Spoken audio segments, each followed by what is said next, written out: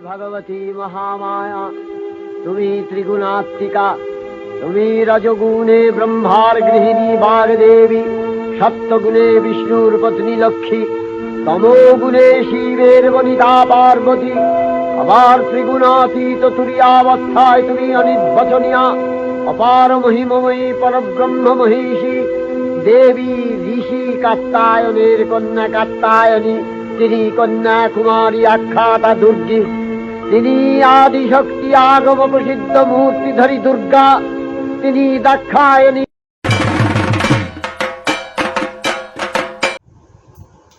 नमस्कार दोस्तों, मैं हूं रविंद्र कुमार और आप देख रहे हैं न्यूज प्लस लाइव। अभी आप देख रहे हैं नवरात्रा स्पेशल माता का भक्ति कार्यक्रम। आज हम माता के 9वें रूप सिद्धिदात्री के गुणों की बखान करेंगे बाबा के साथ। कल हमने आपके साथ चर्चा किया था माता के अष्टम रूप महागौरी के बारे में।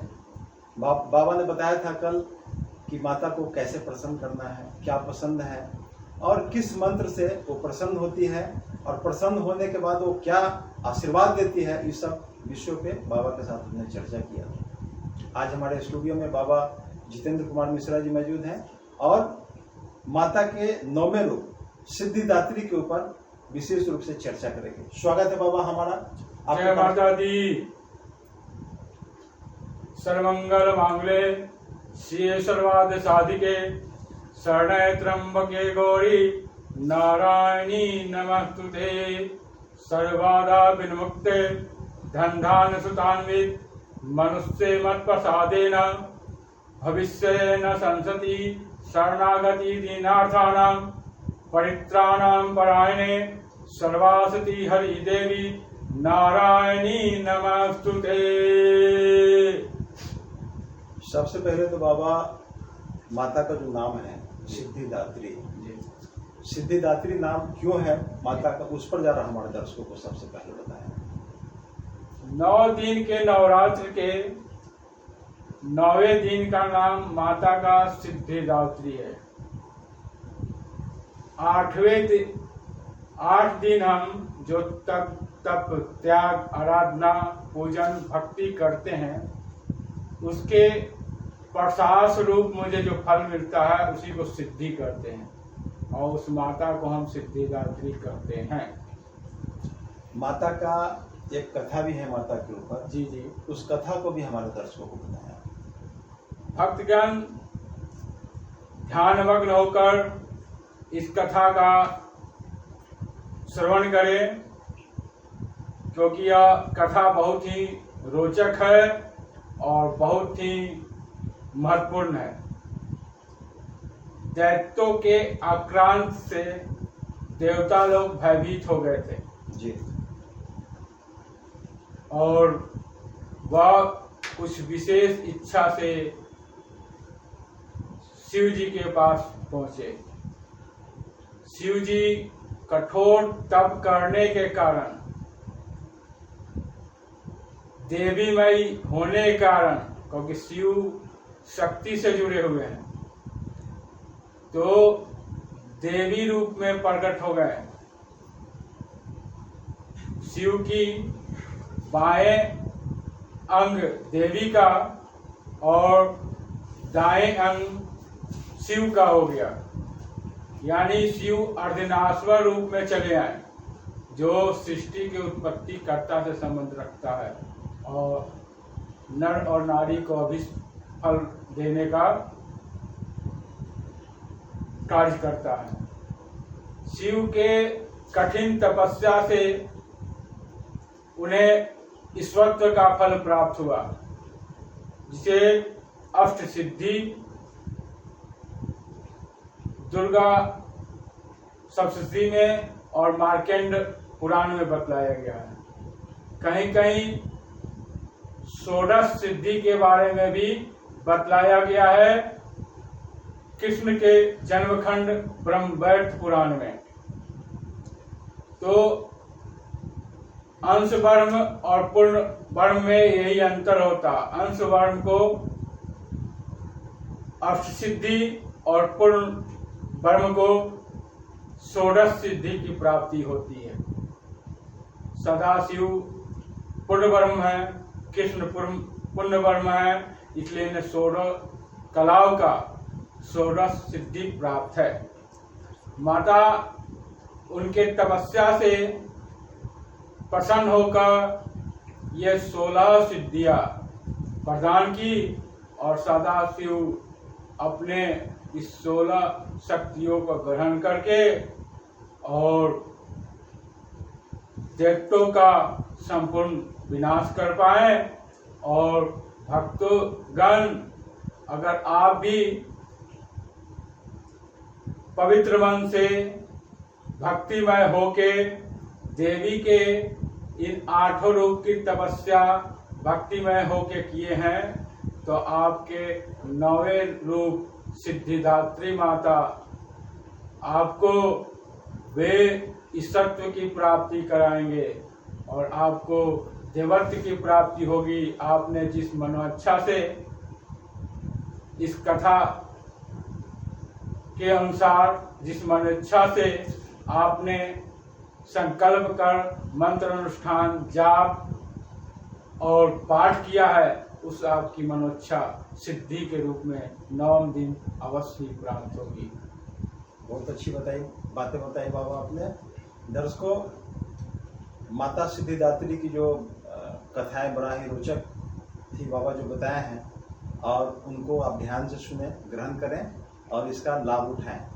बाबा एक चीज और बताइए, माता या कथा तो आपने बता दिया, माता का जो ध्यान मंत्र है वो क्या है जी। और माता का जो रंग रूप, उसके बारे में भी हमारे दर्शकों को आप बताएं। माता सिद्धिदात्री का ध्यान मंत्र वंदे वाचित मनोरथ चंद्र अर्घित शेखराम कमल स्थिताम चतुर्भुजाम सिद्धिदात्री यशस्विनी।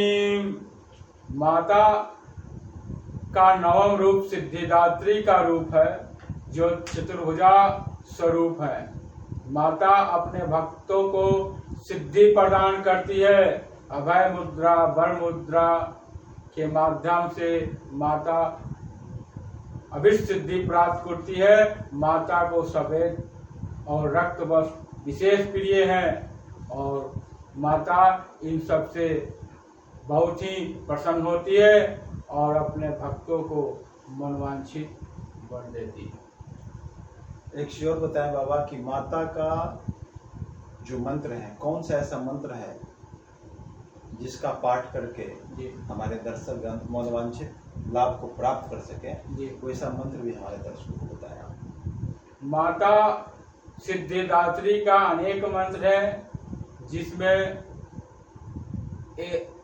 पहला मंत्र या देवी सर्वतेषु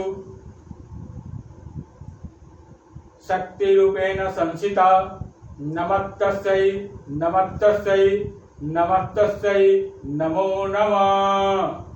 माता का दूसरा मंत्र ओम सिद्धिदात्री देव्यै नमः। माता का तीसरा मंत्र ओम ऐं ह्रीं क्लीं सिद्धिदात्रै नमः। माता का अन्य मंत्र ओम ह्रीं क्लीं ऐं सिद्धिदात्रै नमः। इन सभी मंत्रों में से भक्तगण अपने सुविधा और सामर्थ्य के अनुसार किसी एक मंत्र का चयन करें और माता सिद्धिदात्री के इस मंत्र का अनुष्ठान जब करें तो उन्हें अभिष्ट फल की प्राप्ति होगी, मनोवांछित फल की प्राप्ति होगी, ईश्वरत्व की प्राप्ति होगी, देवत्व की प्राप्ति होगी। एक चीज और बताएं बाबा कि माता का जो मंत्र का उच्चारण करना है, पाठ करना है, तो भी सिद्धिदात्री माता का भी जो मंत्र होगा 12 के गुना में ही किया जाएगा। जी हाँ, देवी की आराधना 12 के गुना में ही फलदायी है, अतः इसकी संख्या 12 के गुना में ही भक्तगण करें तो उत्तम फल की प्राप्ति होगी, शीघ्र अति शीघ्र। एक चीज और बताएं बाबा कि माता को प्रसाद के रूप में क्या पसंद है और कौन से पुष्प से वो प्रसन्न होती हैं, वो भी हमारे दर्शकों को बताएं। माता सिद्धिदात्री सिद्ध करती हैं, भक्तों को शुद्ध करती हैं और सिद्ध करती हैं।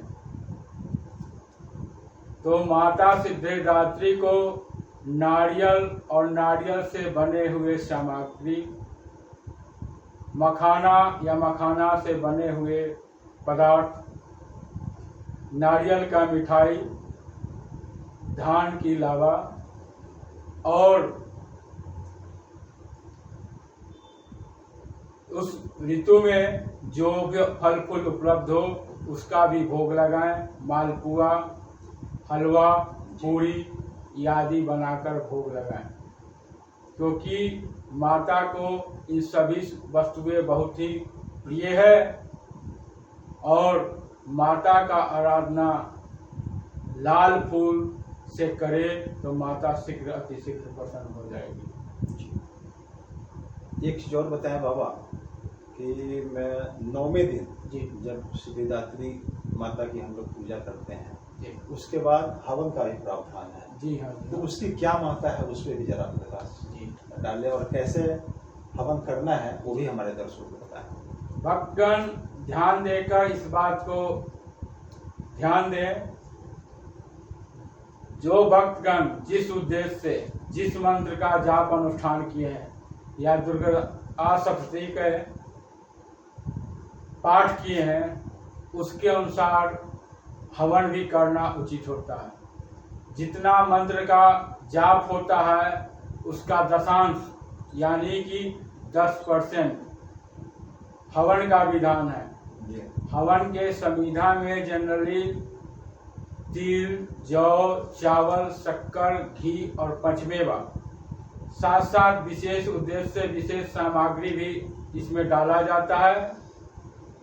हवन सामग्री बहुत प्रकार के हैं, उसको बताना संभव नहीं है, लेकिन जो भक्तगण किसी खास मंत्र का जाप किए हैं तो उस खास मंत्र में कुछ औषधि भी मैंने बतलाया है, उस औषधि को शामिल करें और उससे हवन करें तो 10 रूप में जितना जाप किए, मान लीजिए कि 1.25 लाख आपने जाप किया है, 1.25 लाख का दशांश 12,500 होता है। 12,500 मंत्रों से स्वाहा लगाकर, उसी मंत्र के लास्ट में स्वाहा लगाकर अगर हवन करते हैं तो जिस उद्देश्य से आपने अपना पूजा किया है, मनोकामना भगवती के पास रखा है, वह मनोकामना वर्ष बीतने के पहले ही आपको प्राप्त होगी। आप आरोग्य, संपदा, धन, धान, खोए हुए पद, प्रतिष्ठा, सभी तरह के यश सिद्धियां प्राप्त करेंगे, अपने जीवन को सफल बनाएंगे।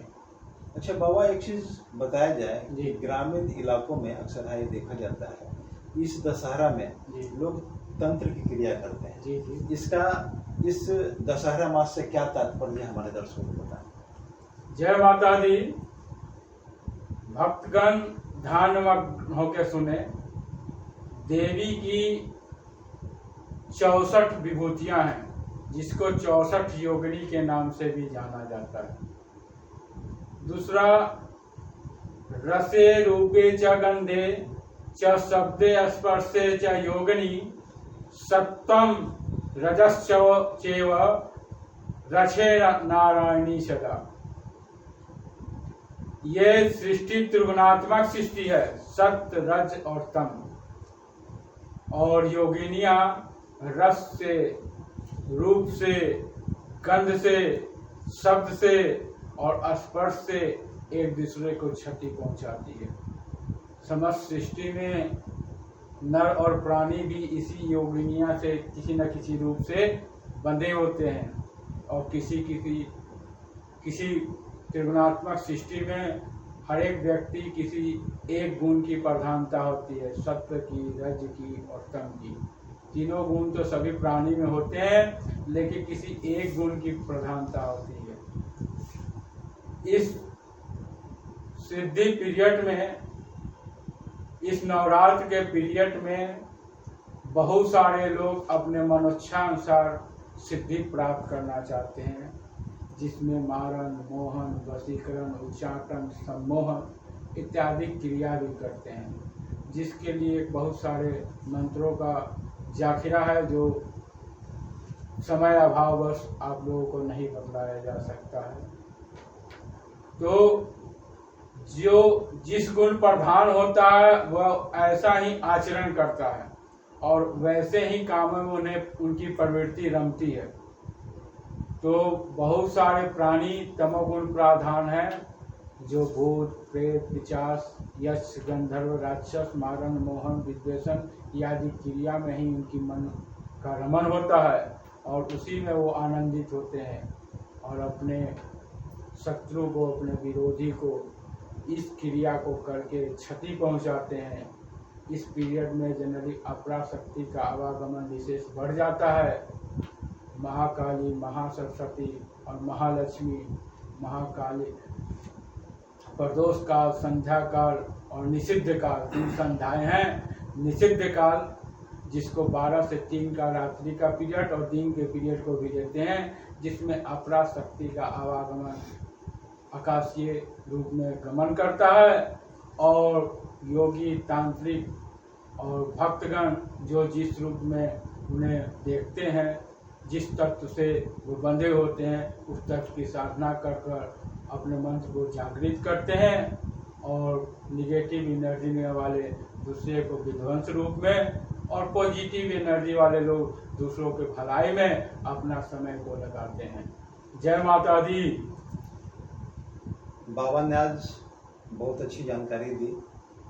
माता सिद्धिदात्री के बारे में भी विस्तार से उन्होंने बताया कि 8 दिन हम जो पूजा करते हैं माता का और 9वें दिन हम सिद्धिदात्री की पूजा करते हैं, तो 8 दिन जो पूजा करते हैं उसका फल के रूप में सिद्धिदात्री माता मुझे हम लोगों को आशीर्वाद देती है। माता कैसे प्रसन्न होंगे, उनका क्या मंत्र है, इस पे विस्तार से बाबा ने चर्चा किया। आज इतना ही। विशेष रूप से हम ये कहना चाहेंगे अपने दर्शकों को कि अभी कोरोना खत्म नहीं हुआ है। दशहरा में भीड़ भाड़ रहेगा, आप अपना ध्यान रखें, मास्क का प्रयोग जरूर करें और भीड़ भाड़ से बचें, दूरी बना करके रखें। आगे इतने समय से दशहरा स्पेशल जो कार्यक्रम हो रहा था उसमें आप लोगों ने अपना भरपूर सहयोग दिया, अपना आशीर्वाद दिया। अपना प्यार और आशीर्वाद ऐसे ही बनाए रखें।